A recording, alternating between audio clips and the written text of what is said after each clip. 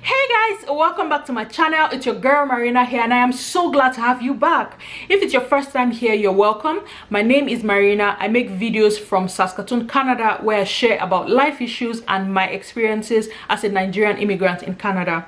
Please do well to hit the subscribe button, turn on the notification so that you know every time I post a new video. And to my returning subscribers, thank you guys so much for all the love and for all the support and for coming here week in, week out every time a new video is uploaded. Thank you guys so much. You're the real MVPs.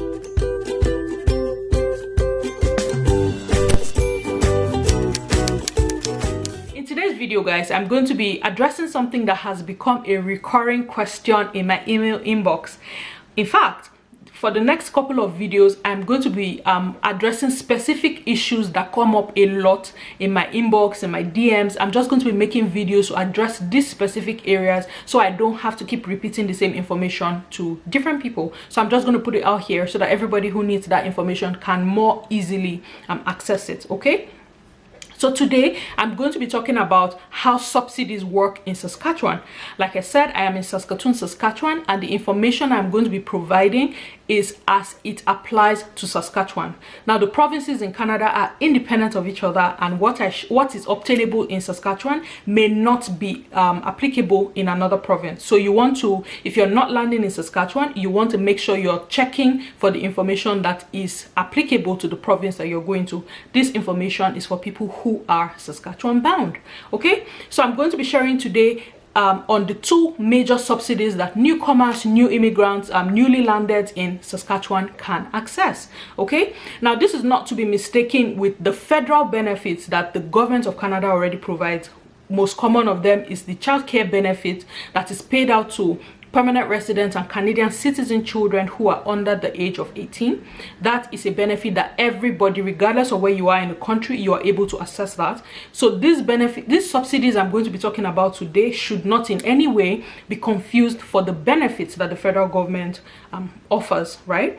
If this is confusing to you, please just leave me a comment below and I can clear your area of confusion, okay?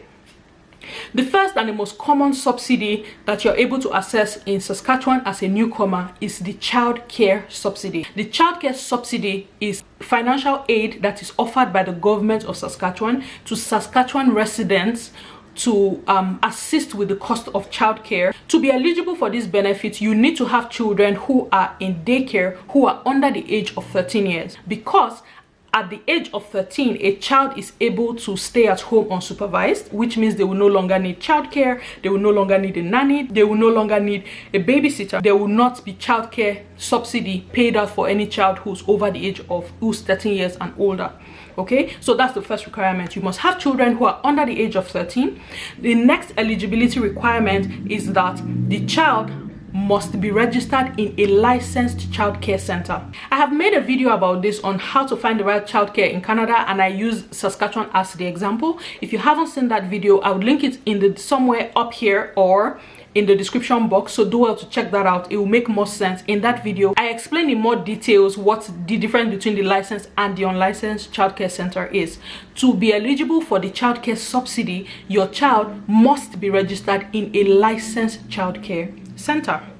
Now, another eligibility requirement to access this subsidy is that you must have a valid reason for needing childcare. It could be because you have to go back to school or because you have found a job. And of course, newcomers will typically, more than half the time, it is not expected that you already have family or you already have a support system that can watch your children while you are away at work or at school. So they know that if you get a job, you will need somewhere to put your children. So yeah, that's the reason why school and work are the most common and the most valid reasons for needing childcare. Also, if you have special needs, if you have if there are other existing conditions that make it impossible for you to watch your children by yourself, then those things will be considered on a case-by-case basis. So that's another requirement that you have to pay attention to. And if you're needing childcare because you have to go to work or school, the minimum requirements in a week is 20 hours a week. You must be away for at least 20 hours a week. So it's not a case of I'm just going to be working 1 day a week, 8 hours a week. You will not be able to access the subsidy like that. You must be away from your child for up to at least 20 hours a week to qualify for this subsidy. I I went on the government website just to double check this information, and I see that the range there is 20 to 36 hours. That's the range that people typically are away from their children because they have to work or they have to go to school. But the minimum requirement is that you must be committed to school or to work for at least 20 hours a week.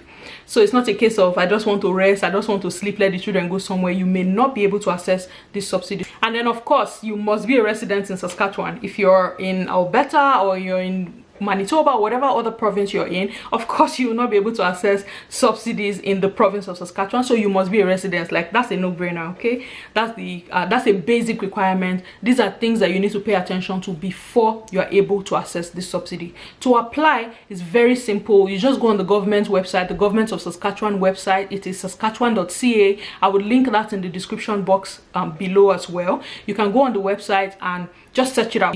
The application form is there. They're just basic information they will ask you. Now, to prove that you are employed, you will need to provide some kind of proof of employment.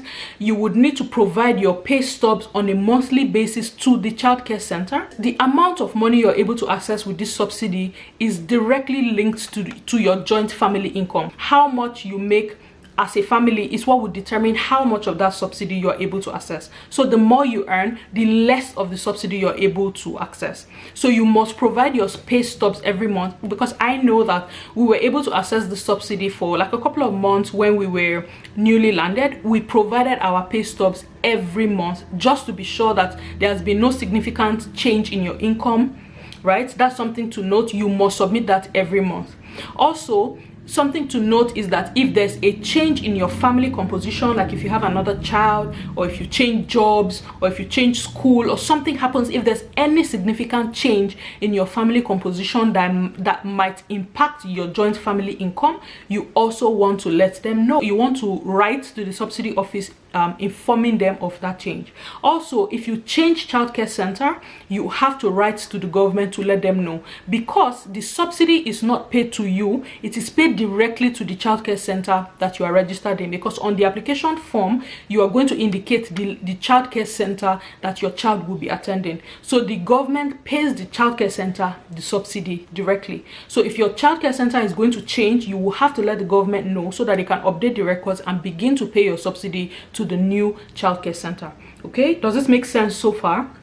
If I've confused you in any way, or if there's anything I've said that you don't understand, please do want to leave me a comment below and I will definitely address it. So that's the basic information you need to know about the childcare subsidy, about eligibility and how to apply, and important points to note, if anything. Okay, so the next major subsidy that newcomers and new immigrants are able to access in Saskatchewan is the rental subsidy. Now, this is an amount of money, financial aid, that is given to supplement the cost of rent for low-income families. Now, if you notice that with the childcare subsidy and even with this one, the eligibility is always for low-income families. There's a threshold that if you fall below that threshold, you're considered a low-income family. And most times I find that immigrants, especially immigrants from Africa, in the first, when you land with all your proof of fund, the money you bring, by the time it's converted to Canadian dollars, you might, not all the time, there are people who come with a lot of money. A lot of times, most immigrants fall under that low income category, because at that point you're not working, you would not have started earning an income, so they're going to judge it based on your the earnings that you last earned from where you're coming from. That's what you declare at that point as income. Okay, and more than half the time it falls within the low income bracket. So I find that a lot of newcomers are able to access this subsidy before you start working, or when you start working. If your job is like a minimum wage job, you will still qualify for them. And then as you begin to change jobs and there's any significant increase or significant difference in your earning, then the subsidy you're able to access reduces. For the rental subsidy, priority is always given to people who are considered seniors, who are 55 years and over. Not typical that you have immigrants who are coming in that age range, but priority is given to seniors, and then priority is given to families, people with children, and then there's priority given to people that have special needs as well. The applications are assessed on a case-by-case basis, so the way the decision is for one person might not necessarily be the way that the decision is for you. So it's on a case-by-case analysis, and the final determination of how much you're able to access is determined by the government.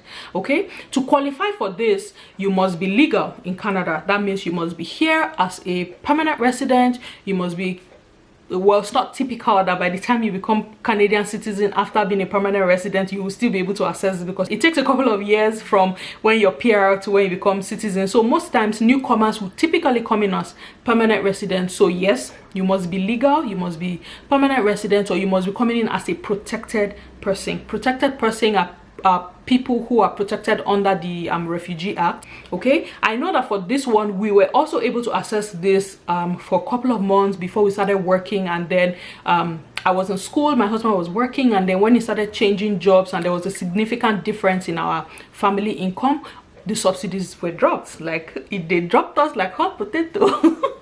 Well, yes, so we were no longer able to access any of these benefits because we've been here long enough to now earn to work and earn income ourselves, and of course we have crossed the threshold within which you qualify to access these subsidies. Okay, so I hope this makes sense. Again, this is not to be confused with the benefits that the federal government offers, like the GSC and HSC credits, like childcare benefits and those other ones. This is specific to Saskatchewan, so you must be a resident in Saskatchewan to even access this benefit. There are a lot of people who have been reaching out to me who are Saskatchewan bound. I just thought this information would be useful to you so you don't miss out. They are not benefits that are advertised, so if you don't really know about them, you might not know what to do and you might miss out. So I don't want you to miss out on this opportunity. It might be something to look at when you just land, because I mean, at that point where you're a newcomer, every dollar you can save counts. Okay, so that's the information I'm going to be sharing with you. In my next video, I'm going to be talking about applying for PR after you have completed studies in Canada.